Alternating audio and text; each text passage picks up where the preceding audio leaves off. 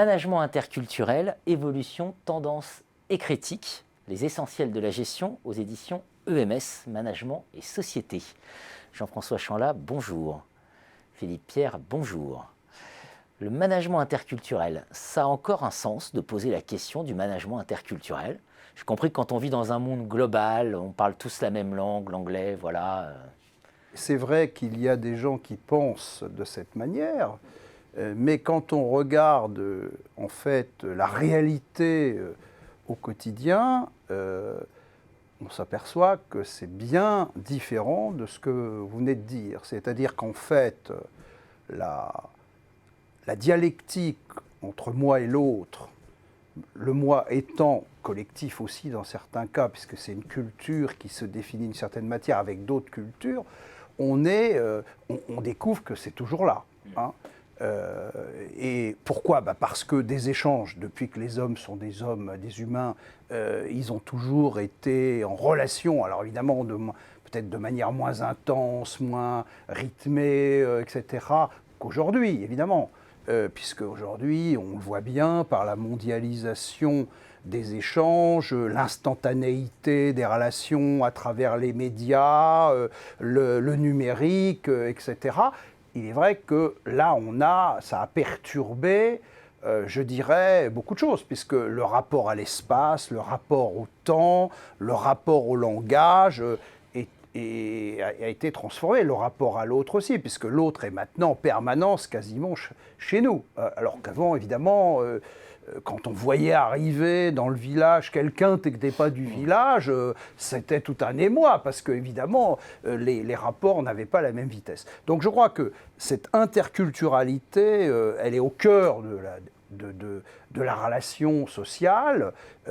C'est un des fondements de l'anthropologie, puisque l'anthropologie a fait de la culture son concept clé, et qui, moi, évidemment, essayé de développer une perspective anthropologique des organisations, c'est-à-dire que les organisations sont des humains en relation, il est évident que cette dimension-là est absolument centrale. Alors ce qu'on a essayé de faire dans le livre, en fait, c'est à partir de notre expérience, tous les deux, de recherche, de lien avec les milieux professionnels et de ce master en management interculturel de Dauphine, qui est une création unique et originale, puisqu'il n'y en a pas d'autres, hein, il faut le savoir, depuis une dizaine d'années, puisque je l'ai créé avec Christine Geoffroy, qui était sociolinguiste et angliciste à Dauphine. Bon, Philippe a repris la co-responsabilité, puisqu'il a beaucoup travaillé ça, il va en parler.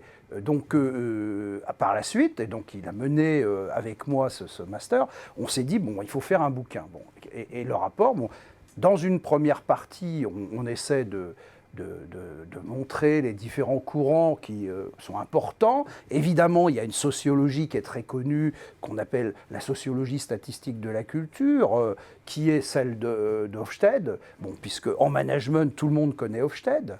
Mais nous, on en a fait une critique. Évidemment, l'école française, et en particulier ethnographique, en a fait une critique parce que, évidemment, prendre des quotients d'individualisme et de collectivisme, comme ça, détaché des contextes et des situations, ça n'a pas beaucoup de sens, puisqu'il y a de l'individualisme et du collectivisme dans toute culture, mais ils ne s'expriment pas de la même manière et pas sur les mêmes choses et au même moment. Donc c'est là où les travaux de terrain d'Anaïs Fine ont porté, bon, évidemment, elles partent de l'anthropologie symbolique en situation. Bon, il y a eu l'école à partir de Philippe Diribardt, mais qui lui s'inspirait de Clifford Geertz et toute cette anthropologie symbolique, et puis qui a essaimé. Bon, après, il y a un troisième courant qui, lui, est plutôt un courant qui est en lien avec le deuxième, évidemment, et aussi un peu en lien avec le premier, même s'il est critique, c'est que on a une vision de la dynamique des acteurs en situation et qui intègre beaucoup plus d'autres éléments. Bon, moi, c'est ma perspective depuis une trentaine d'années, où j'essaye de construire, de comprendre à travers une perspective anthropologique la complexité humaine dans les organisations. Alors, de ce point de vue-là, je pense que Philippe va parler, puisque un des aspects nouveaux, comme vous dites, c'est que nous, on introduit la question de l'identité et de la culture aujourd'hui, c'est-à-dire dans les organisations, qu'est-ce qui se passe, quoi. Et la question identitaire est une question centrale aujourd'hui, voilà. Et pour répondre à votre question, on pourrait dire aussi qu'il y a une sorte d'homogénéisation des modes de vie. Il est possible que nous prenions tous les mêmes avions en apparence, que nous montions tous dans les mêmes ascenseurs et que nous partagions tous, pour une part, les mêmes chambres d'hôtel. Il faudrait qu'on définisse le tous. Mais s'il y a cette homogénéisation apparente des modes de vie, ce qui nous rassemble avec Jean-François, c'est que, certes, il y a les ailes, mais il y a aussi les racines. Et dans ce double enjeu des racines et des ailes, il y a une diversification des manières d'être. Si je dis à quelqu'un « tu es typiquement ce que je crois que tu es », l'autre va s'ingénier, comme tu le disais Jean-François, à vous montrer qu'il n'est pas tout à fait ce que vous avez envie qu'il soit. Et ça nous rassemble avec Jean-François. L'anthropologie élargie de Jean-François, le rapport au sens, ses référentiels de sens. On a voulu dans cet ouvrage, en fait, être au plus près d'une nouvelle réalité vécue en entreprise et en organisation. Donnons quelques exemples. 2 entreprises se rapprochent. En apparence, les valeurs sont partagées, synergie, performance. Mais dans la vraie vie, dans l'épaisseur du réel, il y a un écart énorme. Et l'anagramme d'écart, c'est trace entre ce qu'on affiche et ce qu'on fait. Et il y a encore un autre écart, et ça c'est une perspective qui nous est chère avec Jean-François, entre ce que l'on fait et ce que l'on ressent et ce que l'on vit. C'est ce que nous avons voulu aborder notamment. Il y a un nouveau contexte dans lequel les racines et les ailes amènent à faire que la culture devient une instance de pouvoir dans l'organisation. Et ça, c'est un lien que nous faisons autour d'une école de la sociologie des individus pluriels, les rapprochements d'organisation. Pourquoi on continue de s'appeler les ex-de? Le temps des expatriés, bon, c'est un temps classique, cartographique, autour de l'État-nation. Le temps de l'impatrié, ça, ce sont des choses que nous étudions. Qu'est-ce qui fait qu'avec cet homme ou cette femme qui a été identifié comme un talent dans une filiale, on n'est parfois pas en capacité d'accéder à son intelligence, et on pourrait reprendre le terme de Michel Soquet et de Martin Viella-Just, l'intelligence de l'autre. Et puis il y a un troisième temps entre identité et culture. Ça aussi, c'est un axe de notre travail.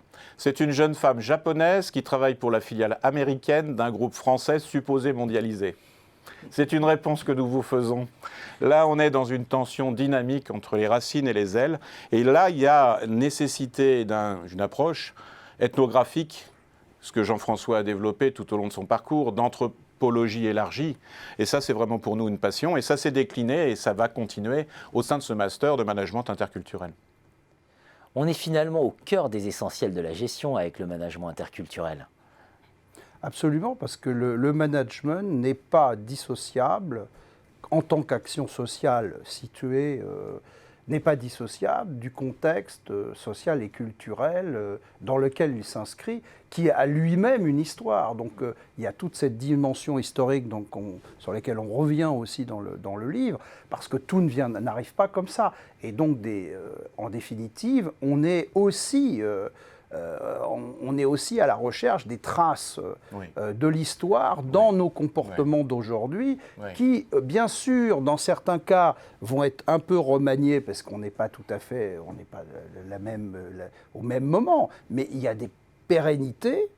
Dans des catégories de pensée qui sont là depuis très très longtemps dans une société, mais qui se retrouvent à influencer les pratiques managériales des uns et des autres. Alors, je vais juste terminer, parce que hier, j'étais à l'Association francophone de management international, à Fribourg, et je clôturais avec un livre sur les illusions du globish, fait par Geneviève Treger-Felten, qui a analysé de façon assez fine ces questions-là, c'est-à-dire, parce que tout le monde pense qu'avec le globish, on va s'en sortir, mais qu'est-ce qu'elle a montré très bien dans ce livre? C'est qu'on peut avoir une langue commune, le globish, qui est un anglais d'ailleurs particulier, c'est pas l'anglais des Anglais. Il est confronté à cultures distinctes. Autrement dit, les gens utilisent, y compris dans l'anglais, cet anglais globalisé, on retrouve les traces de leur catégorie. Si c'est des Français, Françaises, si c'est des Chinois, puisqu'elle est aussi sinisante, des Chinois. Donc on voit bien que derrière tout ça, on a du mal à évacuer ce qui fait qu'un être humain est un être humain, c'est-à-dire qu'il est de quelque part. Et si la gestion s'opère en contexte, qu'en est-il aujourd'hui dans des équipes déspatialisées? Cette utilisation des langues qui renvoie à des référentiels de sens, quand je n'ai pas la possibilité de croiser une ligne de regard, quand je n'ai pas la possibilité de toucher quelqu'un avec qui j'entre en interaction. Ça, c'est une préoccupation quotidienne des partenaires sociaux, des dirigeants d'entreprise, des citoyens. Et nous l'abordons aussi dans cet ouvrage. Qu'en est-il de la création de confiance à distance ? Qu'est-ce que ça signifie, en fait, le rapport au corps, à l'espace, à l'autorité, dans ces, on va dire, dans ces espaces supposés mondialisés? Et on insiste avec Jean-François beaucoup là-dessus. Supposés mondialisés. Et donc c'est aussi une façon de répondre à la première question. Il n'y a pas, en fait, une internationale des cadres qui émerge. Il y a des cadres internationaux, si on est sur cette population, qui souhaitent en permanence équilibrer la culture et leurs identités. Et tout ça, ça devrait prendre et s'apprendre dans notre livre DS. Le management interculturel, évolution, tendance et critique, les essentiels de la gestion aux éditions EMS. Jean-François Chanlat, Philippe Pierre, merci, un grand merci. Merci beaucoup.